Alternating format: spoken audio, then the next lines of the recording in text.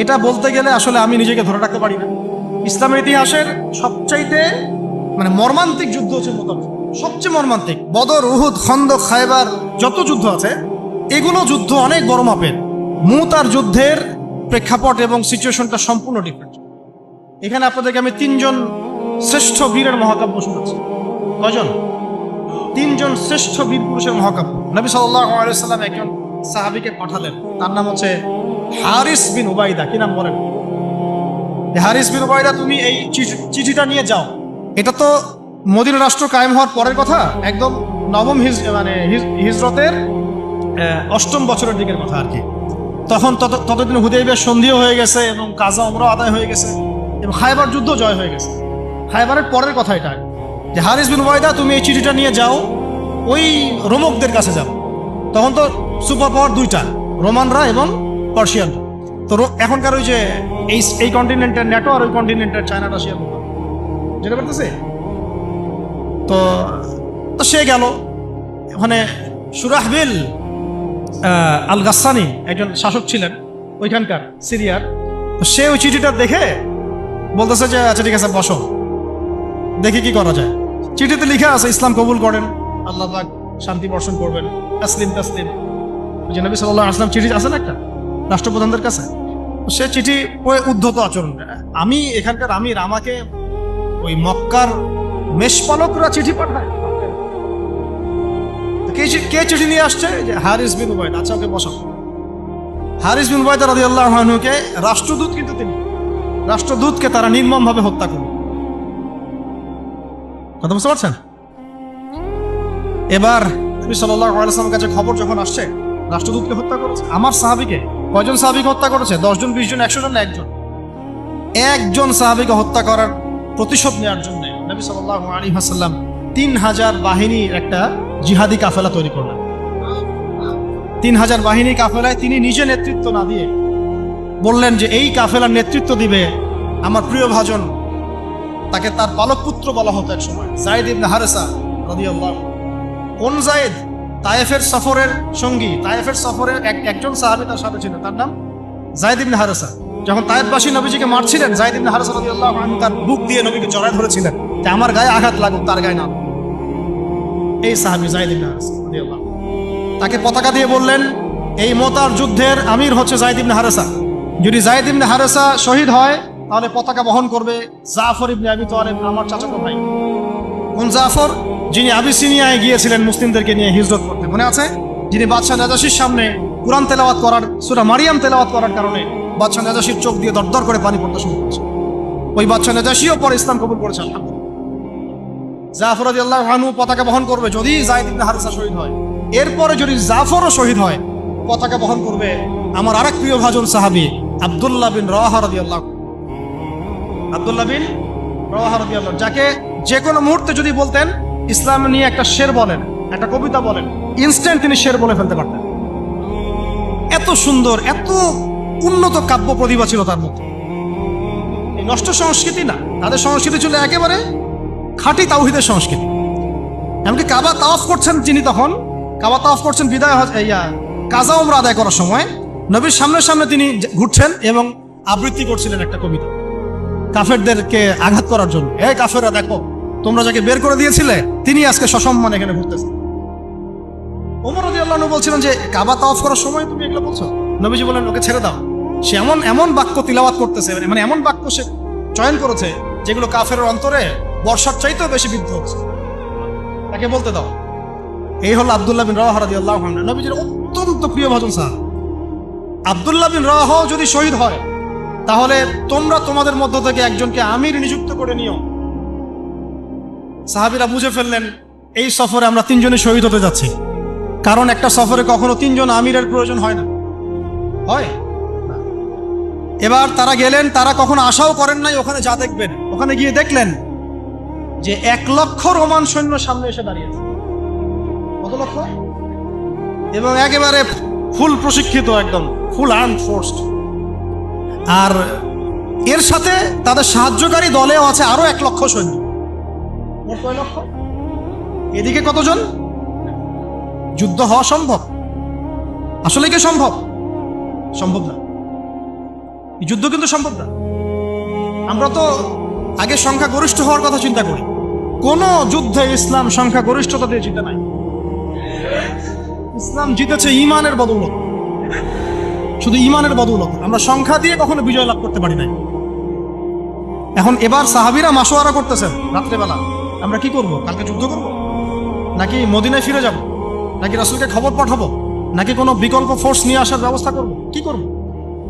তখন সাহাবী ওই যে বললো আব্দুল্লাহ বিন রাওয়াহা রাদিয়াল্লাহু আনহু দাঁড়ালেন। তরুণ সাহাবী, আপনাদেরকে বলছি, তরুণ সাহাবী দাঁড়িয়ে বলছেন যে, হে আমার ভাইয়েরা, আমরা এখানে কি জন্য এসেছি? হয় আমরা এই যুদ্ধ করব, শহীদ হব, না হলে আমরা গাজী হব। আর আপনারা যে বিষয়টাকে ভয় করছেন, আসলে কিন্তু আমরা সেটা পাওয়ার জন্যই এসেছি, তার নাম শাহাদাত। আপনারা যেটাকে ভয় করছেন যে আমরা এখানে গেলে মারা যাব, ওটার জন্যই তো আমরা এত দূরে এসেছি। আমরা গাজী হই অথবা শহীদই হই, আমাদের জন্য আজর আল্লাহর কাছে লেখা থাকে। তো তার এই মানে এমন ইমান দীপ্ত ছিল ভাষণটা, আমি তো ওটা বলতে পারলাম না, আরবিতে তিনি বলেছেন। এতে মানে উৎফুল্ল হয়ে বা ইন্সপায়ার্ড হয়ে সাহাবীরা আর দ্বিতীয়বার ভাবলেন না, ঠিক আছে কালকে যুদ্ধ হবে। এবার পরের দিন যুদ্ধ শুরু হল। এটা কি সম্ভব যুদ্ধ? প্রথমে যায়েদ ইবনে হারসা রাদিয়াল্লাহু আনহু পতাকা নিয়ে ঘোড়া ছুটায় আগায় যাচ্ছেন, এবং একটা আঘাতও পিছন থেকে করার সাহস হচ্ছে না তাদের, সব আঘাত তারা সামন থেকে করছেন। এক পর্যায়ে যায়েদ রাদিয়াল্লাহু আনহুর এই মানে গায়ের মধ্যে তারা বর্ষা নিক্ষেপ করে। বর্ষা তো আগেকার বড় বড় বল্লম বর্ষা ছিল, এবং একটা বর্ষা তার গায়ে যখন লাগে তিনি পড়ে যান, এবং এই অবস্থায় আস্তে আস্তে তার শাহাদাত হয়। পতাকা পড়তে দেন নাই, পতাকা নিয়ে নিয়েছেন জাফর ইবনে আবি তালিব রাদিয়াল্লাহু আনহু হাতে, এবং জাফর রাদিয়াল্লাহু আনহু যুদ্ধ করতে থাকেন, এত বীর বিক্রমে যুদ্ধ করতে থাকেন যে এক পর্যায়ে তিনি তার নিজের কালো এবং লাল ডোরাকাটা ঘোড়া ছিল, সেই ঘোড়ার পা নিজেই কেটে ফেলেন, যে আমার যেন পালিয়ে যাওয়ার মন না ওঠে, তারা যেন আমার ঘোড়া ইউজ করতে না পারে। সাহাবীরা বলছেন তার শাহাদাতের পরে তার বডির মধ্যে আমরা এরকম 50টা থেকে 60টা এরকম আঘাতের দাগ দেখেছি। একটাও দেহের পিছনে ছিল না, সব সামনে ছিল। যুদ্ধ করতে করতে এক পর্যায়ে তার ডান হাতটা কেটে পড়ে যায়। এরপরে তিনি বাম হাতে পতাকা উঠায় নেন, কাফেররা বাম হাতটাও কেটে ফেলে। এরপরে তিনি বুকের সাথে পতাকাটাকে এইভাবে জড়িয়ে রাখেন, বুকের সাথে পতাকাটাকে এইভাবে জড়িয়ে রাখেন, পতাকা পড়তে দেন নাই। একজন রোমান সৈন্য তাকে আঘাত করে এবং তার দেহটা দ্বিখণ্ডিত হয়। এই খবর নবী সাল্লাল্লাহু আলাইহি ওয়াসাল্লাম ওই মদিনায় বসে বসেই পাচ্ছিলেন। তিনি বললেন, এই মাত্র যায়েদ শহীদ হলো, এই মাত্র জাফর শহীদ। একটু তিনি কান্নার ভাব চলে আসলো। একটু পরে নবীজি হেসে দিলেন। সাহাবীরা বলছেন, আপনি হাসছেন কেন আসলো? তিনি বলছেন যে জাফর এর ডান হাত প্রথমে কেটে গেছে, তারপর বাম হাত কেটে গেছে। আল্লাহ রাব্বুল আলামিন তাকে এই দুইটা কাটা হাতের বিনিময়ে জান্নাতে দুইটা বড় বড় পাখা দিয়েছে। এইটা দিয়ে তিনি জান্নাতে ঘুরে বেড়াচ্ছেন আর ফল খাচ্ছেন। তার নাম হয়ে গেল জাফর আত-তাইয়ার, জাফর আত-তাইয়ার, পাখাওয়ালা। এরপরে পতাকা হাতে নিলেন সেই আব্দুল্লাহ বিন রাওয়াহা রাদিয়াল্লাহু আনহু। তিনিও তো বীর বিক্রমে যুদ্ধ করতে লাগলেন। এক পর্যায়ে তিনি একটু কান্না করেছিলেন। সাহাবীরা বলছেন, আপনি কি ভয় কান্না করতেছেন? জি না, আমি ভয় কান্না করছি না, বরং কোরআনের একটা আয়াত আমার মাথায় আসছে বলে আমি কান্না করছি। সে আয়াতটা ছিল সূরা মারিয়ামের মধ্যে, ওয়া ইম মিনকুম ইল্লা ওয়ারিদুহা কানা আলা রাব্বিকা হাতমান মাকদিয়া। এটা হচ্ছে আপনার রবের একেবারে একটা চিরনির্ধারিত একটা বিষয়, যে তোমাদের সবাইকে, আবার বলছি, ওয়া ইম মিনকুম ইল্লা ওয়ারিদুহা কানা আলা রাব্বিকা হাতমান মাকদিয়া, মানে তোমাদের সবাইকেই আবশ্যিকভাবে, ম্যান্ডেটরি ভাবে এই জান্নাত জাহান্নামের উপর অবস্থিত এই পুলসিরাত পার হতেই হবে। এটা তোমার রবের একটা প্রাচীন একটা মানে স্টেটমেন্ট, এটা তোমাকে করতেই হবে, সবাইকে করতে হবে। এই আয়াতটা মনে হয় আমার কান্না আসতেছে। একজন তাকে একটা হাড্ডিওয়ালা গোশত এনে দিয়েছিল, তিনি সেই গোশতটা খাওয়ার জন্য চেষ্টা করছিলেন, পরে একটা কামড় দিয়ে ফেলে দিয়েছেন। তারপরে তিনি ছুটলেন যুদ্ধ করার জন্য, এবং ওই সময় একটা কবিতা আবৃত্তি করেছে, হে আমার মন, তোমার নফস হয়তো চাচ্ছে, তুমি হয়তো চাচ্ছ এখান থেকে পালিয়ে যাওয়ার জন্য, জেনে রাখো সামনে তুমি যা দেখছো এর পিছনেই আছে জান্নাত। শেষমেশ কি জীবন দেখেন, কি ব্যক্তিত্ব, কি ক্যারেক্টার, কেমন গায়রত, কেমন ইজ্জত, কেমন সম্মান, কি জীবন। এরপরে তিনিও শহীদ হলেন, পতাকা হাতে তুলে নিলেন আল্লাহর বীর খালেদ বিন ওয়ালিদ রাদিয়াল্লাহু, তাকে পতাকা দেওয়া। তিনি কিন্তু নতুন মুসলিম হয়েছেন। উহুদের যুদ্ধের যে ক্রাইসিস, এটা কিন্তু তার হাতে।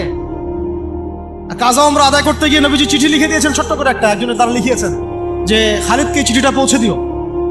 ওখানে লেখা আছে, খালিদ তুমি যদি কাফেরদের পক্ষ অবলম্বন না করে মুসলিমদের পক্ষ নিতা কতই না।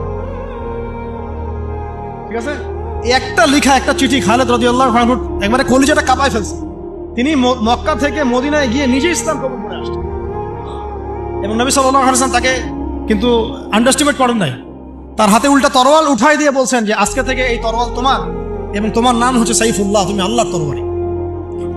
এরপর থেকে তিনি প্রায় 80-90টা যুদ্ধ করেছেন, সবগুলাতে জয়লাভ করেছেন। ওই খালিদ রাদিয়াল্লাহু আনহু পতাকা তুলে নেন মোতার যুদ্ধে।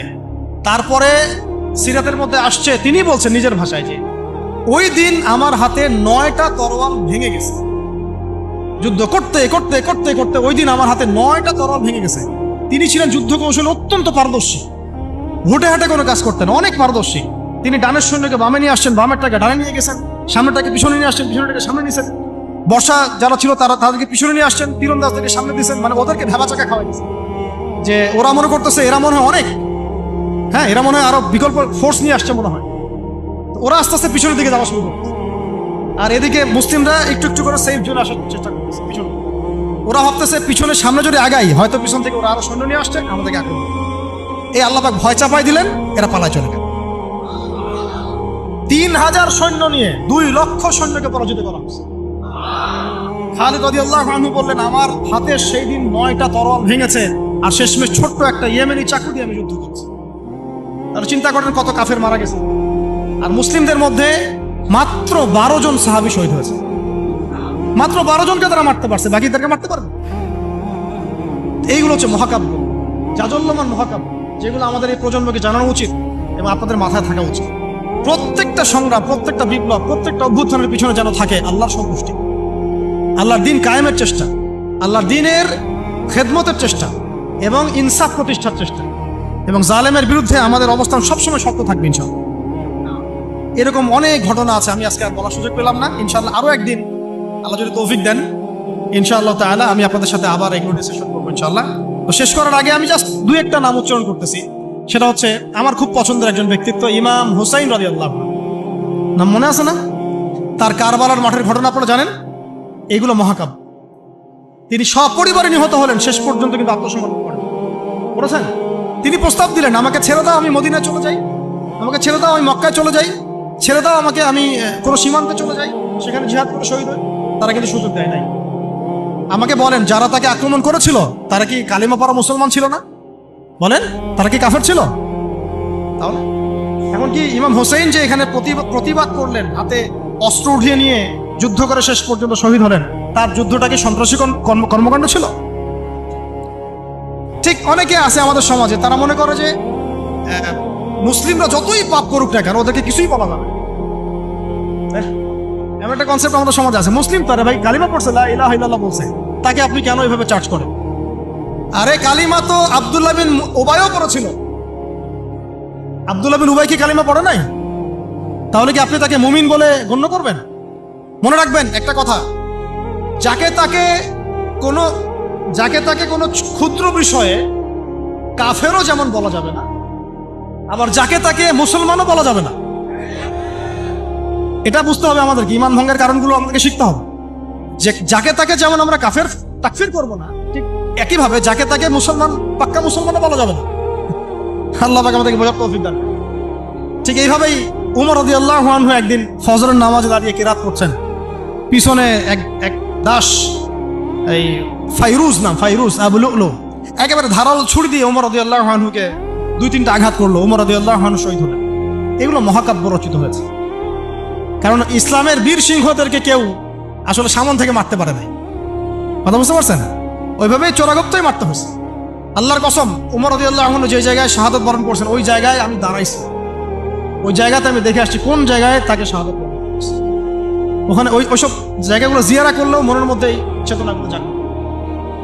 সুবহানাল্লাহ। আলী ইবনে আবি তালেব কুফার মসজিদে যাচ্ছেন, রাস্তায় এক ব্যক্তি তাকে চোরাগুপ্ত হামলা চালিয়ে তাকে হত্যা করেছে। আল্লাহর বীর সৈন্যদেরকে কেউ সামন থেকে আঘাত করার সুযোগ পায় না। তো এগুলো হচ্ছে মহাকাব্য, জাজল্যমান মহাকাব্য। আরেকজন ব্যক্তির কথা জাস্ট বলে শেষ করে দিচ্ছি, অনেক আছে ভাই, বলতে থাকলে অনেক সময় লাগবে। রাজি একটা জায়গার নাম, ওখান থেকে কিছু লোক আসছে, এসে বলছে ইয়া রাসূলুল্লাহ আপনি আপনার কিছু সাহাবীকে পাঠান, আমরা ইসলাম কবুল করব। ট্র্যাপ।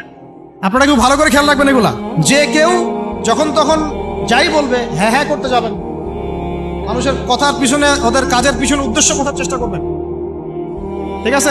সবসময় কিন্তু আবেগে ভাসতে হবে না। আমরা কিন্তু এই জায়গায় ভুল করতেছি, অনেক ভুল হচ্ছে মাঝখানে। আমরা বিনয়ের সাথেই তাদেরকে বলবো যে ওলামায়ে কিরামদের সাথে মাশওয়ারা করে সিদ্ধান্ত নিন, তাহলে ইনশাল্লাহ ভুলটা কম হবে ইনশাল্লাহ, ঠিক আছে? তো নবীজি 10 জনকে পাঠালেন, তারা দাওয়াত তো কবুল করেই নাই, হঠাৎ রাজি নামক জায়গায় তাদেরকে ঘিরে ফেললো, ঘিরে ফিরে 3 নিক্ষেপ করে 10 জন সাহাবী 7 জনকে শহীদ করে ফেলল। ট্র্যাপে মানে এমনও আছে যে ওয়াজ মাহফিলে ডেকে মানুষ অনেক আলেমদেরকে মানে খারাপ কিছু করে ফেলেছে, এরকম হিস্ট্রি আছে। তো সতর্ক থাকতে হবে, সতর্ক থাকার চেষ্টা করে। এখন 3 জন সাহাবী যুদ্ধ চালিয়ে যাচ্ছেন, তার মধ্যে একজন হচ্ছেন খুবাইব রাদিয়াল্লাহু আনহু। কি নাম বলেন? খুবাইব রাদিয়াল্লাহু আনহু। খুবাইব রাদিয়াল্লাহু আনহুকে এক পর্যায়ে মানে আর কতক্ষণ পারা যায়, 100 জন ঘিরে ফেলছে, আমরা 10 জন, 7 জন শহীদ হয়ে গেছে, 3 জন বাকি আছে, কতক্ষণ পারা যায়? তো তারা বললো যে তোমরা পাহাড় থেকে নেমে আসো, তোমাদেরকে ছেড়ে দিব। 3 জন মাশওয়ারা করছেন, না নামা যাবেন, নামলে কিন্তু ওরা আমাকে ধরে ফেলবে। তারপরে বাধ্য হয়ে এক পর্যায়ে নামতে হয়েছে, নামার সাথে সাথেই একজনকে তারা মেরে ফেলছে, বাকি 2 জনকে তারা মক্কায় বিক্রি করে দিয়েছে। ওই মক্কার 2 জনের মধ্যে একজন হচ্ছেন খুবাইব রাদিয়াল্লাহু। কি নাম? খুবাইব রাদিয়াল্লাহু। আর একজনের নাম আসিম রাদিয়াল্লাহু। আসিম রাদিয়াল্লাহু আনহুকেও তারা হত্যা করেছে এবং তার লাশটাকে বিকৃত করার চেষ্টা করেছিল। কিন্তু আসিম রাদিয়াল্লাহু আনহু ওই সময় দোয়া করেছিলেন, আল্লাহ আমার লাশকে কোনো কাফেরের হাতে বিকৃত হতে তুমি দিও না। যুদ্ধ করতে করতে কথাটা বলেছেন, কারণ তিনি বুঝতে পারছেন যে 100 জন ঘিরে ফেলছে, ওদের একটা ট্রেডিশন ছিল লাশ বিকৃত করা, যে আল্লাহ আমার লাশটাকে তুমি কোনো কাফেরের হাতে বিকৃত করতে দিও না। তখন আল্লাহ রাব্বুল আলামিন তার শাহাদাতে পড়ে এক ঝাঁক ভেমরুল পাঠায় দেন, তারা তার গায়ের উপর বসে পড়ে, কোনো কাফের তাকে হাত দিতে পারে। আল্লাহ পাক এভাবে সাহায্য করে। আর এদিকে খুবাইব রাদিয়াল্লাহু আনহুকে বিক্রি করে দেওয়া হলো মক্কায়, তাকে জেলখানায় রাখা হচ্ছে। তো খুবাইব রাদিয়াল্লাহু আনহু জেলখানায় বসে আছেন, এটা একটু শুনেন আপনারা। জেলখানায় বসে আছেন, তার খুরের কাজের প্রয়োজন হয়েছে। ছেলেদের প্রয়োজন হয় না? খুরের কাজ তো বুঝতে পারছেন, এটা আপনারা। তো খুর চেয়েছেন, একটা খুর দাও। এখন কথা হচ্ছে খুবাইব রাদিয়াল্লাহু আনহু খুর চাইছেন, খুর দেয়া হয়েছে, তারা খুর দিচ্ছে। তো খুর কাজ শেষ করার পরে ওই কাফেরদের একটা বাচ্চা, ছোট বাচ্চাটা দৌড়াদৌড়ি করতে গিয়ে ওই জেলখানার ভিতর ঢুকে গেছে, খুবাইব রাদিয়াল্লাহু আনহুর কাছে চলে আসছে। তো খুবাইব রাদিয়াল্লাহু আনহু কিন্তু পারতেন তাকে জিম্মি করে ওখান থেকে বের করতে, তাই না? তিনি কোলে বসে আদর করতেছেন বাচ্চাটা, যার বাচ্চা সে তো আতঙ্কে, এইবার তো অবস্থা খারাপ, আমার বাচ্চাকে মেরে ফেলে তো সমস্যা। তো খুবাইব রাদিয়াল্লাহু আনহু তাকে ছেড়ে দিলেন এবং আল্লাহ পাক ওই জেলখানার মধ্যে আল্লাহর পক্ষ থেকে তাকে আঙ্গুর খাওয়ালেন। ওই সময় ওই আঙ্গুর কথা পাওয়া যাচ্ছে না, কিন্তু জেলখানায় তিনি বসে আঙ্গুর খাচ্ছেন। কাফেররা বলেছে নিজেরাই, খুবাইবের চেয়ে শ্রেষ্ঠ কোনো বন্দী আমরা কখনো দেখি, খুবাইবের চেয়ে শ্রেষ্ঠ কোনো বন্দী আমরা কখনো দেখি না। খুবাইব রাদিয়াল্লাহু আনহুকে এরপরে মক্কার বাজারে নিয়ে যাওয়া হয়, একটা গাছের কাছে নিয়ে গিয়ে, শেষ করে দিচ্ছি লাস্ট পয়েন্ট, তাকে শুলদণ্ড দেওয়া হয়। কি দণ্ড? শুলদণ্ড। এটা আপনারা বুঝবেন না, এটা এমন না যে গলায় ফাঁসি দেওয়া। শুলদণ্ড কি একটু সার্চ করে দেখেন। লোহা পিছন দিয়ে মানে শরীরে একটা পাশ দিয়ে ঢুকিয়ে আর একটা পাশ দিয়ে বের করে দেওয়ার নাম শুলদণ্ড। নাউযুবিল্লাহি মিন যালিক। সুবহানাল্লাহ। কি মানুষ! তখন তাকে বলা হচ্ছে, তোমাকে যদি শুলদণ্ড না দিয়ে মুহাম্মাদকে তোমার জায়গায় নিয়ে আসি, তুমি কি খুশি হবা? তিনি বলছেন, আমার জায়গায় মুহাম্মাদের একটা চুলও যদি বাঁকা হয় আমি সেটাও সহ্য করব। তুমি কি চাও বলো, শেষ খয়েশ কি? তখন খুবাইব রাদিয়াল্লাহু আনহু বলছেন, আমার শেষ ইচ্ছা হচ্ছে 2 রাকাত নামাজ পড়া। 2 রাকাত নামাজ পড়ার সুযোগ দেওয়া হলো। তিনি একটু শর্টকাটে নামাজ পড়লেন, বললেন যে আমি যদি নামাজ লম্বা করতাম তোমরা হয়তো বলাবলি করতে যে আমি ভয় পাচ্ছি। এরপরে তিনি 2টা কথা বলেছেন। এটা শেষ পয়েন্ট। 2টা কথা বলেছেন। একটা হচ্ছে সমস্ত মানুষদেরকে লক্ষ্য করে তিনি বলেছেন দোয়া, আল্লাহর কাছে হাত তুলে দোয়া করেছেন, আল্লাহুম্মা আহসিহিম আদাদা, আল্লাহ তুমি একটা একটা করে এদেরকে গুনে রাখো, ওয়াকতুলহুম বাদাদা, এবং তাদের একটা একটা করে তুমি হত্যা করবা। কে বদয়া করতেছেন? এবং কি শেষে একটা লাইন আছে, ওয়ালা তাতরুক মিনহুম আহাদা, আল্লাহ তুমি তাদের একজনকেও বাকি দেখো, তুমি সবগুলোকে আল্লাহ তুমি একটা একটা করো। পরবর্তীতে আসলে কিন্তু হয়েছেও তাই, বিভিন্ন সময় এরকম কনফ্লিক্ট হয়েছে। তো তবে কিছু মানুষকে আল্লাহ ইসলাম কবুলের সুযোগ দিয়েছেন শেষ পর্যন্ত হয়তো। এরপরে তিনি দোয়া করছে, এরপরে তিনি একটা কবিতা আবৃত্তি করেছিলেন, এটা আমাদের আজকের আলোচনার শেষ অংশ। ওই অবস্থায় তিনি কবিতা আবৃত্তি করছিলেন। এই কবিতাটা আমরা সবাই যেন মুখস্থ করার চেষ্টা করি। অনেক সিরাতে অনেকভাবে আসছে, আমি আমার মতো করে বলার চেষ্টা করছি। তিনি অনেক 12-14 লাইনের একটা কবিতা আবৃত্তি করেছিলেন। তার শেষের 4টা লাইনে তিনি বলেছিলেন, ওয়ালাস্তু উবালি হিনা উকতালু মুসলিমান, আমি কোনো পরোয়াই করি না যখন আমাকে মুসলিম হিসেবে শহীদ করা হচ্ছে। ওয়ালাস্তু উবালি হিনা উকতালু মুসলিমান আলা আই জামবিন কানা লিল্লাহি মাসরাই, আমাকে যেদিকেই পাশ ফিরিয়ে হত্যা করা হোক না কেন, সেই পাশটা আল্লাহর জন্যই। ওয়াযালিকাল ইলাহ ওয়া ইয়াশা, তিনি এমন একজন ইলাহ যিনি চাইলে ইউবারিক আলা ফি কুল্লি শিলউইন মুমাজ্জা, তিনি আমার প্রত্যেকটা হাড়ে রক্তে মাংসে বরকত দিতে পারেন। এরপর তাকে শহীদ করা। তো প্রিয় ভাইয়েরা, অনেক আলোচনা হলো, করতে থাকলে সারা রাত চলে যাবে, একদিনে তো সব বলা যাবে না। তো ইনশাআল্লাহ আমরা প্রতি মাসে যদি একটা করে সেশন করতে পারি, ইনশাআল্লাহ তাহলে আমরা অনেক খুশি। আজকে আমরা যে বিষয়টার দিকে ফোকাস করার চেষ্টা করলাম, যে মহাকাব্য রচনা করতে হবে আল্লাহর জন্য। মহাকাব্য শুধু আমরা এবারই প্রথম রচনা করি নাই, আমাদের এই বাপদাদা পূর্বপুরুষ একদম সলফে সালেহিনের যুগ থেকে শুরু করে চিরায়ত এই যে 1400 বছর ইতিহাস, বহু যুদ্ধ হয়েছে, বহু বিপ্লব, বহু সংগ্রাম, বহু গণ অভ্যুত্থান। কিন্তু যে অভ্যুত্থানগুলোর উদ্দেশ্য ছিল শুধু দুনিয়া, সেই অভ্যুত্থানগুলো কখনো দীর্ঘস্থায়ী হয় নাই। যে অভ্যুত্থানগুলোর উদ্দেশ্য ছিল, বিপ্লবগুলোর উদ্দেশ্য ছিল শুধুমাত্র দুনিয়ার স্বার্থ হাসিল করা, সেগুলো পশ্চিমকালেও পরকালে কোনো আজের পাবে না। আর যে বিপ্লব, যে গণ অভ্যুত্থানগুলো শুধুমাত্র আল্লাহকে রাজি খুশি করার জন্যে, আল্লাহর দিনের জন্যে, তার নবীর জন্যে, ইসলাম প্রতিষ্ঠার জন্য কায়েম করা হয়েছে, সংগঠিত হয়েছে, শুধুমাত্র সেগুলোই দুনিয়াতেও সফল হয়েছে, পরকালও সফল হবে ইনশাআল্লাহ। এবং আমাদের এই ভাইদের ত্যাগগুলোকে আমরা যেন বিফলে যেতে না দেই। এই নতুন বাংলাদেশে তাদের যে মহাকাব্য, এগুলোকে যেন আমরা স্মরণ করে রাখি। এবং এই স্মরণীয় করে রাখতে হলে আমাদেরকে এই মানুষগুলোর মতো মহাকাব্য রচনা করতে হবে। আল্লাহ পাক আমাদের সবাইকে কথাগুলো বোঝার তৌফিক দান করে। তো মাঝখানে একটা কথা বলতে আমি ভুলে গিয়েছিলাম, এখন মনে পড়লো, বলে দেই তাহলে পরে। ওই যে মিদআমের কথাটা আপনাদেরকে বললাম, যে বাইতুল মাল থেকে কি চুরি করছে। হ্যাঁ, আপনারা যারা গণভবন থেকে এত কিছু নিয়ে আসছেন, এখন বুঝেন কি করবেন। এটা তো বাইতুল মাল হয় নাই ভাই, ওটা কি বাইতুল মাল? এখন এই রাষ্ট্রের কি কোনো আমির আছে যে এটাকে বন্টন করে দিচ্ছে আপনাদের মধ্যে? তা তো করে নাই। তাহলে ফ্রিজ ট্রিজ, মাছ মাংস, ডিম দুধ কলা যে নিয়ে আসলেন, এটার কি হবে? যাক, এটা আল্লাহ পাক যেন মাফ করে দেন, দোয়া করি। আল্লাহ রাব্বুল আলামিন আমাদের সবাইকে নবী সাল্লাল্লাহু আলাইহি ওয়াসাল্লামের সিরাত পড়ার তৌফিক দান করেন, সিরাতের আলোকে দিন বোঝার তৌফিক দান করেন। সেই দিন নিজে পালন করব, নিজের পরিবারে কায়েম করব।